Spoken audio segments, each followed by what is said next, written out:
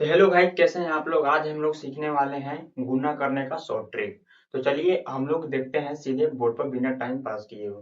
चलिए आते हैं बोर्ड पे। सबसे पहले हम लोगों को ऊपर देखेंगे हेडिंग क्या लिखा है, गुना करने का शॉर्ट ट्रिक। और रहेगा कितना का रहेगा क्वेश्चन, इसमें कितना डिजिट का रहेगा, 2 डिजिट का। ठीक है। सबसे पहला क्वेश्चन हमारे पास यहाँ दिया हुआ है, क्या है, 4 3 और 5 8 का क्या है, मल्टीप्लीकेशन। आप साइन चेक कर सकते हैं किसका है, मल्टीप्लीकेशन का। तो सबसे पहला स्टेप क्या करना है कि जो राइट राइट का 2 डिजिट दिख रहा है हमको, उसका सबसे पहले मल्टीप्लीकेशन करना है। तो चलिए हम लोग आते हैं, यहाँ पे क्या है, 3। यहाँ पे हम लोग लिखेंगे 3। इसका नीचे क्या है, 8। अब ये दोनों को क्या करेंगे, मल्टीप्लाई। क्या हो जाएगा, 8 और 3 का मल्टीप्लाई क्या हो जाएगा, 24। और कार्ड 16 ट्रिकी 24। 24 का यहाँ का लिखेंगे 4, और हाथ में कितना बच गया हमारा, कैरी। कैरी हमारे पास यहाँ पे 2 बच गया। क्या बच गया, 2। अगला स्टेप क्या करना है, क्रॉस मल्टीप्लीकेशन। क्या करना है, क्रॉस मल्टीप्लीकेशन। सबसे पहले करेंगे 4 और 8 का क्रॉस मल्टीप्लीकेशन, और दूसरा स्टेप क्या करेंगे, 5 और 3 का क्रॉस मल्टीप्लीकेशन।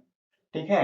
और दोनों का क्रॉस मल्टीप्लीकेशन करने के बाद उसको फिर दोनों जो आएगा हमारे पास, 8 और 4 को मल्टीप्लाई करेंगे तो हमको रिजल्ट परिणाम प्राप्त होगा, और 5 और 3 को मल्टीप्लाई करेंगे तो हमको परिणाम प्राप्त होगा। अब ये दोनों को हम लोग जोड़ेंगे। तो सबसे पहले क्या होगा, 8 4 माने 8 चौका 32। ठीक है।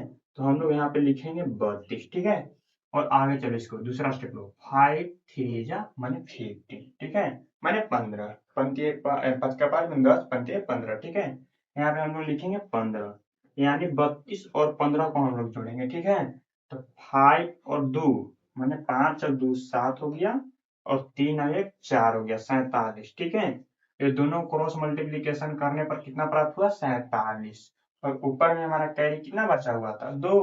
तो ये दोनों को हम लोग ऐड कर देंगे। ठीक है। तो ऐड करने पर कितना प्राप्त हो गया हमको, 49। 47 में 2 जोड़ेंगे तो कितना मिलेगा हमको, 49। तो यहाँ पे लिखेंगे हम लोग 49। ठीक है। तो हम लोग यहाँ पे 2 डिजिट नहीं लिखना है, हमको 1 डिजिट लिखना है ना। तो इसका हम लोग राइट साइड से 1 डिजिट उठाएंगे, कितना भी बड़ा संख्या हो। 1 डिजिट लिखना हो मल्टीप्लीकेशन में तो हम राइट साइड से 1 डिजिट उठाते हैं। तो 1 डिजिट इसका क्या है, 9। तो 9 को हम लोग यहाँ पे बैठाएंगे, क्या हो जाएगा, 9। ठीक है।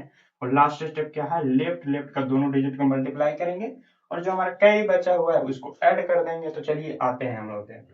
क्या है, 4 है। ठीक है। और नीचे क्या है, 5 है। ये दोनों को क्या करेंगे, मल्टीप्लाई करेंगे। तो 5 4 20, और 24 जोड़ेंगे तो क्या हो जाएगा, 24। ठीक है, यानी 24। ये हमारा क्या हो जाएगा, राइट आंसर हो जाएगा। क्या हो जाएगा, राइट आंसर। इसी प्रकार से इसको भी बना के दिखाएंगे, और ये आपका होमवर्क रहेगा। तो चलिए आप लोग अच्छे से देख लीजिए, और ना होगा तो कैलकुलेशन से आप चेक कर सकते हैं कि यह सही है कि नहीं है। ठीक है। सही रहेगा तो कमेंट में जब बताइएगा कि सही क्वेश्चन क्वेश्चन कौन सा आया है। अब चलिए हम लोग चलते हैं अगले क्वेश्चन पर। ठीक है। सेम इसी प्रक्रिया को दोहराएंगे। ये बेसिक था, यहाँ पे हम लोग चलेंगे एकदम शॉर्ट तरीका, इतना नहीं लिखेंगे। माइंड में करेंगे कैलकुलेशन और सीधे आंसर लिखेंगे। चलो, 2 1 2। ठीक है। क्योंकि राइट राइट से पहले मल्टीप्लीकेशन करते हैं, उसके बाद क्रॉस मल्टीप्लीकेशन करेंगे, यानी 4 1 4 और 5 2 10, यानी 10 और 4 जोड़ेंगे तो क्या आ जाएगा, 14। 14 के क्या लिखेंगे, 4।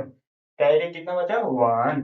अगला स्टेप क्या करेंगे, लेफ्ट लेफ्ट को दोनों को जोड़ेंगे, मैंने 5 4 क्या हो जाएगा, 5 4 क्या हो जाएगा, 20। 20 और 1 हो जाएगा 21। ये आपका होमवर्क है।